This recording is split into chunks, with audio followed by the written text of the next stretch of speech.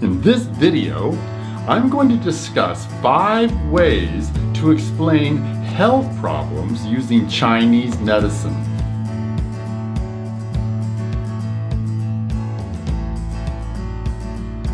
I'm Professor Chi. I help people raise their vibration. Welcome to yet another video. Now let's get started.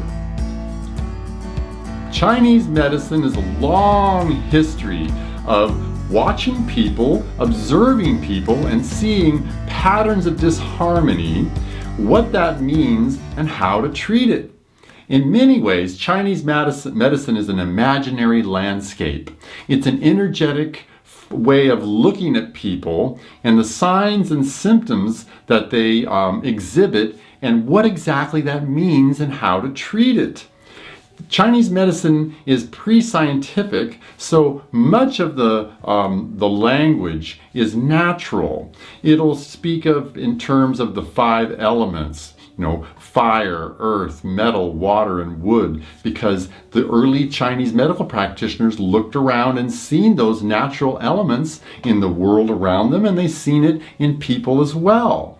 They corresponded those elements in the world in how the body would operate, how each of those elements had a certain kind of energy. I mean, for instance, the liver is considered wood, and it needs to be flexible, and it's about growth and springtime. And the liver is about growth. The liver metabolizes proteins. The liver has a lot to do with how the body operates, how the patency of the qi flow in the body is all about the liver. The liver is the power in the body, as an example. More specifically, I'm going to talk about these 5 different ways to look at the human body and what might be underlying causes of the disease. The first is facial diagnosis. Facial diagnosis has a long history in China, and much of it has been discarded because it was more about, a lot of it was about class. A lot of it was about not just medical, but predilections of how people would act, even astrological implications. But there's certain areas on the body that correspond to the internal organs, according to Chinese medicine. And blemishes and discolorations and lines and moles and all things like that in those areas can point to problems in the internal organs. For instance, the nose is considered the heart. And people with high blood pressure will oftentimes have a red nose. And the color red is indicative of heat or excessive amounts of metabolism. So that makes sense. This area here between the brows is considered the area of the liver. And people with 2 lines here have a bit of anger or intensity. And the liver, the emotion for the liver is anger. So folks with 2 lines here, like myself, those are anger lines. And it's thought that if you have a 3rd line, like myself, then you've figured out a way to control your anger.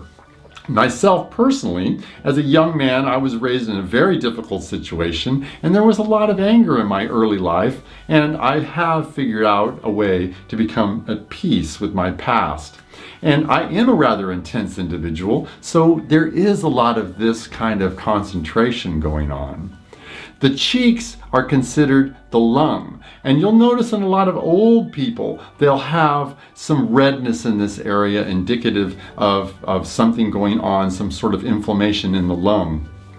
If there's a pale color in that area, that's showing something very different. That's showing amount of cold or a lack of metabolism. So if we see some real paleness in this area, that may be indicative of cold or a lack of metabolism or not enough, ventilation going on in the lung. These are just examples.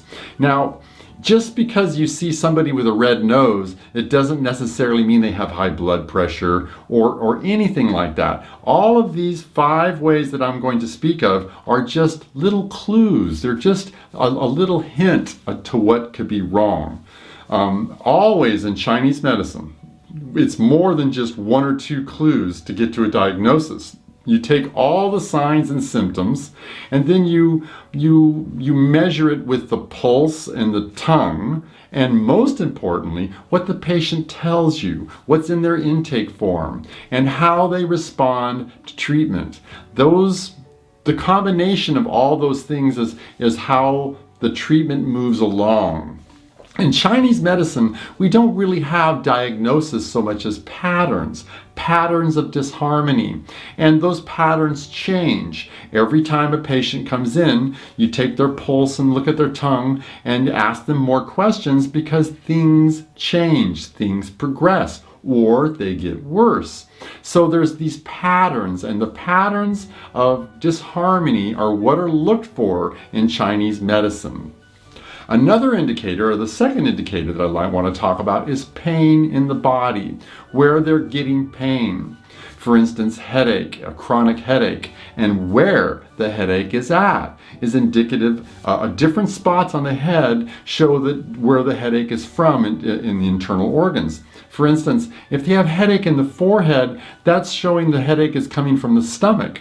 Now, I realize this seems ridiculous in Western medicine, but in Chinese medicine, it's true. If they have a headache in the front part of their body, the front part of their forehead, and you treat their stomach, the headache will go away. Whereas if the headache is at the top of the head, that's showing something this more in the liver organ, and more about the heat rising up rather than just gastric pressure rising up. If the headache is on the side of the head, that's indicative of there's something in the gallbladder channel. You'll notice if you have a hangover from drinking too much alcohol, the headache is on the side of the head. The gallbladder channel and the wood element is affected from alcohol. These are just examples of how pain in the certain parts of the body can show where the pain is coming from and give a clue of what to treat. Another very commonly used and important diagnostic tool is palpitation, or feeling the abdomen, pressing around on the abdomen. Different parts of the abdomen show different parts of the internal organs, or different internal organs that may be affected. If there's a lot of rebound pain there, or if there's a heaviness, or it's hard to press, or it's very empty there, it's indicative of something going on in the internal organs. Abdominal diagnosis is extremely important in Japan, in Japanese medicine, which is a form of Chinese medicine that made its way to Japan. Different practitioners will have different approaches to what kind of clues they look for, but abdominal diagnosis is a very clear indicator of what is going on. And again, different parts of the abdomen are going to point or show to different internal organs and different patterns of disharmony in the body. And where there's pain or disharmony along the channels, there's 12 channels in the body.